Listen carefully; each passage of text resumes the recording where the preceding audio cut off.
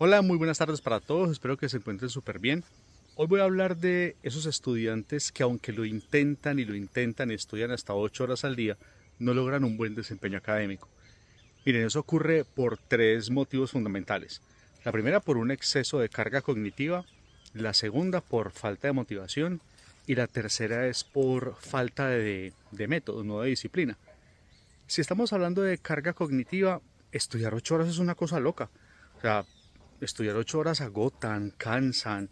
Yo lo que les recomendaría es que dediquen en sesiones más cortas, por ejemplo, que empiecen a estudiar sesiones de 30 minutos máximo, que se tomen una pausita y antes de tomar esa pausa, que escriban preguntas, escriban los temas de los que acaban de estudiar, las posibles objeciones, mejor dicho, hagan una especie de estudio como lo haría un filósofo.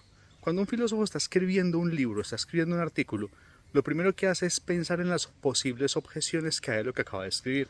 Así se adelanta a aquellas personas que estarían en contra de lo que está diciendo. Entonces formulan posibles objeciones, posibles argumentos, posibles contraargumentos y así se va preparando poco a poco para lo que se viene, es decir, para defender su punto de vista, para defender aquello que está queriendo plantear. Es decir, cuando uno hace eso, la interiorización del conocimiento llega a un nivel completamente diferente. Logra uno contenidos y conocimientos mucho más profundos que simplemente leyendo. Ahora, si el problema es de esa carga cognitiva, lo que les recomiendo es que mientras hagan esa pausita, caminen, relájense, tómense un café, vayan a un lugar donde puedan estar en paz, en calma, donde se relajen. Piensen en que pueden hacer un trabajo más contemplativo, es decir, no pensar específicamente en aquello que tienen que aprender, sino pensar en aquello que ya aprendieron, que ya interiorizaron, y toda esa lista de objeciones y preguntas las pueden convertir en puntos a través de los cuales mejorar y profundizar su conocimiento. Segundo, si el problema es de falta de interés, falta de motivación, es porque posiblemente están estudiando aquella cosa que no les gusta, que no les apasiona. Miren, a mí me pasó lo mismo. Cuando yo estaba muy joven, hace mucho tiempo, yo tenía un serio problema con las matemáticas. A mí las matemáticas jamás me gustaron, nunca me interesaron. Y nunca me interesaron es porque simple y sencillamente no eran lo mío.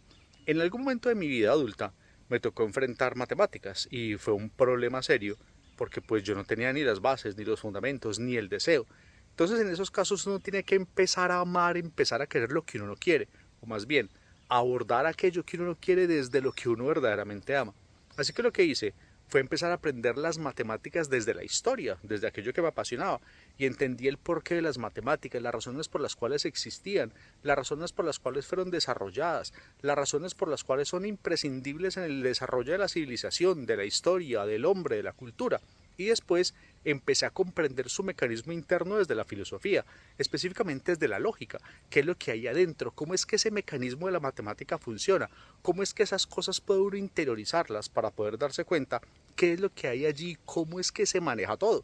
Eso permitió que no es que yo sea un experto en matemáticas ni remotamente, pero permitió que sea capaz de lidiar con eso en el día a día, poder ser capaz de trabajarlas al punto que si me toca en algún momento explicar algún contenido, si sea básico de matemáticas, lo haga desde mi conocimiento a través de la historia, la filosofía y la lógica para poder exponer las matemáticas a aquel estudiante que se le haga necesario poder entenderlas para algo que estoy tratando de explicar.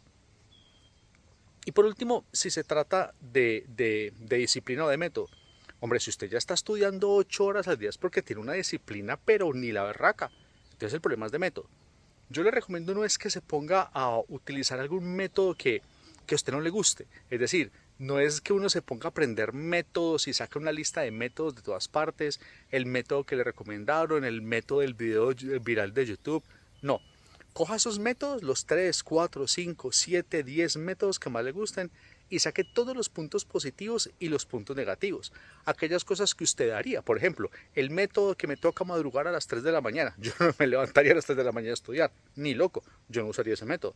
Pero probablemente aquellas cosas positivas que sí tiene ese método las sacaría aparte. Y empezaría a sacar una lista de las cosas positivas de esos 3, 4, 5, 10 métodos que me interesan y empezaría a construir mi propia versión de método, mi propia forma de interiorizar el conocimiento, mi propia forma de estudiar.